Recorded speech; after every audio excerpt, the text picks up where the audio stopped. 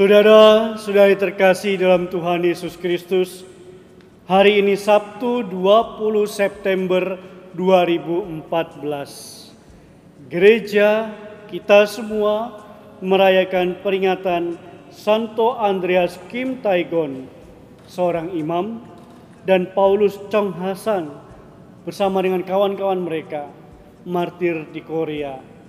Saudara masih ingat beberapa waktu lalu Paus Fransiskus datang ke Korea,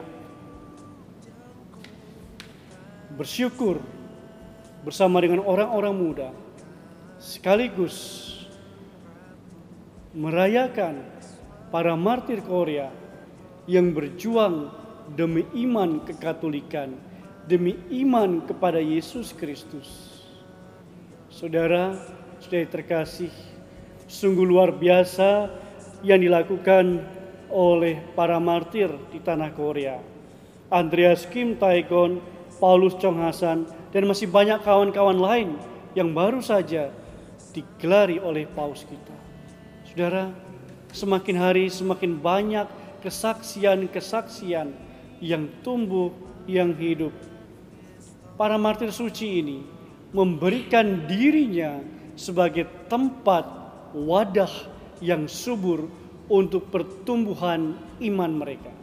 Namun bukan untuk diri mereka saja mereka mengalami pertumbuhan iman, tetapi juga untuk orang lain, supaya orang lain pun mengalami hidup baru, supaya orang lain pun mengalami selamat, supaya orang lain tahu bahwa di dalam diri Yesus Kristus adalah keselamatan yang total, yang agung, yang penuh. Saudara, Injil hari ini pun mengajak kita bagaimana kita menaburkan dalam diri kita benih-benih firman Allah. Sehingga benih firman Allah itu sungguh lahir dalam diri kita. Kita menyediakan tempat dalam diri, dalam batin.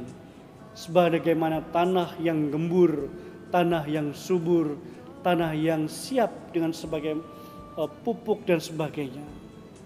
Kita tidak perlu mengeraskan hati kita.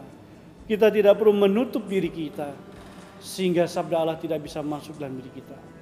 Mari kita angkat, kita bongkar, kita lepaskan, kita keluarkan segala pikiran, segala hati kita yang menghambat benih firman Allah untuk tinggal di dalam diri kita. Dan biarkan benih sabda Allah itu sungguh-sungguh berbuah, sungguh-sungguh tumbuh subur di dalam diri kita masing-masing. Sehingga bukan kita yang mengubah diri kita, tetapi Allah dan firman-Nya yang mengubah hidup kita.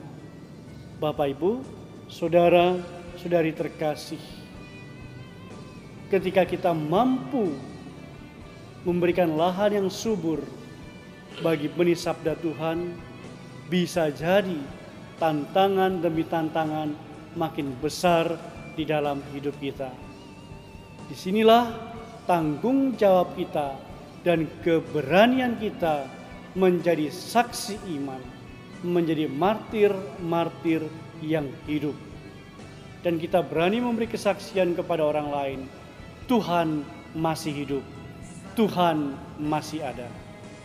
Berkat Allah yang Maha Kuasa menyertai Anda dan keluarga. Amin.